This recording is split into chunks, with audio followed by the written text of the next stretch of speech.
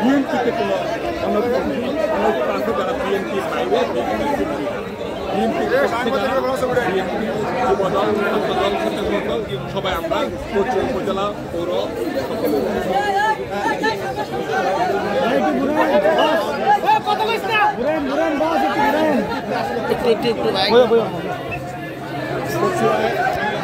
যুব সমাজের উন্নয়ন, সকলকে স্বাবলম্বী করা এবং অর্থনৈতিক মুক্তি দেওয়াই আমার একমাত্র পথ। আমার একমাত্র অর্থনৈতিক উন্নয়ন করা, অর্থনৈতিক স্বাবলম্বী করাই আমার কাজ। আমি সেটা করব এবং কোচুয়ার উন্নয়নে, কোচুয়ার শিক্ষা প্রতিষ্ঠান, কোচুয়াকে মাদকমুক্ত করব, দুর্নীতিমুক্ত করব এবং যোগাযোগ ব্যবস্থা এবং শিক্ষা ব্যবস্থা করব।